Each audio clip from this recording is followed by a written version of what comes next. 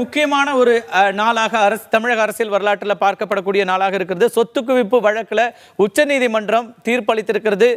ஜெயலலிதா, சசிகலா, இளவரசி உள்ளிட்ட 4 பேரையுமே குற்றவாளிகள் என்று தீர்ப்பளித்திருக்கிறது.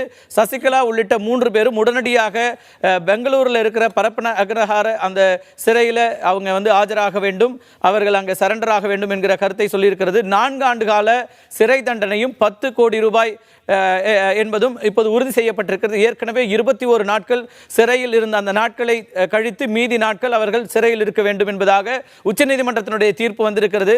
2 நீதிபதிகளும் சேர்ந்து இந்த தீர்ப்பை கொடுத்திருக்கிறார்கள். பல்வேறு விதமான கருத்துக்களையும் முன்வைத்திருக்கிறார்கள். இந்த தீர்ப்பை பொறுத்த வரைக்கும் ஊழல், நாட்டில் இருக்கிற ஊழல் வாதிகளை பற்றியும் அரசியலில் இருக்கிற ஊழல் பற்றியும் சமூகத்தில் ஊழல் எவ்வளவு தூரம் பெருகிவிட்டது என்பது குறித்தெல்லாம் பல்வேறு கருத்துக்களை நீதிபதிகள் தங்களுடைய தீர்ப்பில் கொடுத்திருக்காங்க. 1000 பக்கங்களுக்கு மேலாக இருக்கின்ற தீர்ப்பில் முக்கியமான 5 அம்சங்களை நாம் காலையிலிருந்து பட்டியலிட்டோம். அந்த தீர்ப்பு வந்த உடனடியாக நாம் அந்த அம்சங்களையும் பட்டியலிட்டோம்.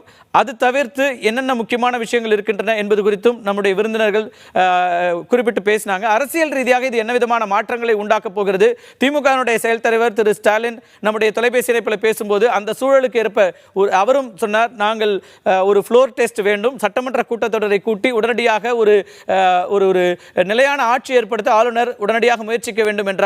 அப்படியான ஒரு சட்டமன்ற கூட்டத்தொடரில் திமுகவுடைய நிலைப்பாடு என்னவாக இருக்கும் என்ற கேள்விக்கு அந்த சூழலுக்கு ஏற்ப முடிவு செய்வோம் என்கிற கருத்தை பதிவு செய்திருந்தார். அதே போல திருமாவளவன் உள்ளிட்ட தலைவர்கள், விடுதலை சிறுத்தைகள் கட்சியினுடைய தலைவர் திரு திருமாவளவன் உள்ளிட்ட தலைவர்கள் உடனடியாக ஒரு பொது தேர்தலை நடத்த வேண்டும்.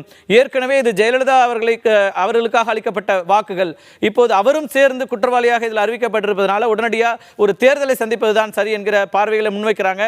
தமிழகத்தில் இருந்த குழப்பம் தீர்க்கப்பட்டிருக்கிறது என்பதாக மத்திய அமைச்சர் பொன் ராதாகிருஷ்ணன் தன்னுடைய கருத்தை கூறியிருக்கிறார். அதேபோல பல பிரபலங்களும் கூட தங்களுடைய கருத்துக்களை தொடர்ந்து முன்வைத்துக் கொண்டிருக்கிறார்கள். தமிழகம் காப்பாற்றப்பட்டிருக்கிறது என்பதாக திரு ஓ பன்னீர்செல்வம் தன்னுடைய ட்விட்டர் அக்கவுண்ட்ல, அவர் இயக்கவில்லை என்றாலும் அவருடைய சார்பாக அவருடைய அந்த ஐடி விங் இயக்கிக் கொண்டிருக்கிறது, தன்னுடைய கருத்தை பதிவு செய்திருக்கிறார். அவருடைய இல்லத்திலும் ஒரு ஆலோசனை கூட்டம் நடந்து கொண்டிருக்கிறது.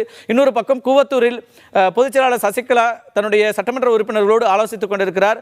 மிக முக்கியமான ஆலோசனை, யாரை அடுத்த கட்டமாக தனக்கு பதிலாக முதலமைச்சர் வேட்பாளராக யாரை நியமிப்பது என்பதில் ஒரு குறித்த ஆலோசனை நடந்து கொண்டிருக்கிறது. அந்த முதலமைச்சர் வேட்பாளர் எல்லோராலும் ஏற்கப்படக்கூடியவராக இருக்க வேண்டும் என்பதுதான் அதற்கு முன்னால் உள்ள மிகப்பெரிய ஒரு சவாலாக இருக்கும். ஒரு ஏற்கனவே இருக்கிற சட்டமன்ற உறுப்பினரா அல்லது வெளியிலிருந்து ஒருவரா என்பதை பல தகவல் வருகின்ற உறுதியான தகவல்களாக எதுவும் இல்லை. நாம் ஏற்கனவே பேசியது போல திரு கே ஏ செங்கோட்டையன், திரு எடப்பாடி பழனிசாமி, அதே போல திண்டுக்கல் ஸ்ரீனிவாசன் உள்ளிட்டவர்களுடைய பெயர்கள், சட்டமன்ற உறுப்பினர்களாக இருக்கின்றவர்களுடைய பெயர்கள் பரிசீலிக்கப்பட்டுக் கொண்டிருப்பதாக தெரிகிறது. அது மட்டுமல்லாமல் ஜெயலலிதா அவருடைய அண்ணன் மகன் தீபக்கினுடைய பெயரும் இருப்பதாக செய்திகள் வந்து கொண்டிருக்கின்றன. இது எதுவுமே அதிகாரப்பூர்வ செய்தி கிடையாது. யாரை அவர் தேர்ந்தெடுக்க போகிறார் என்பதும் அவருக்கு முழுமையான ஆதரவு கிடைக்கப் போகிறதா என்பதும் மிக முக்கியமான கேள்விகளாக இருக்கின்றன. ஆளுநர் என்ன செய்ய போகிறார்? அடுத்ததாக தீர்ப்பு வந்துவிட்டது. தீர்ப்புக்காக தான் தன்னுடைய அந்த அடுத்த கட்ட நடவடிக்கையை காலதாமதம் செய்து கொண்டிருந்தார். ஆளுநர் என்ன செய்ய போகிறார்?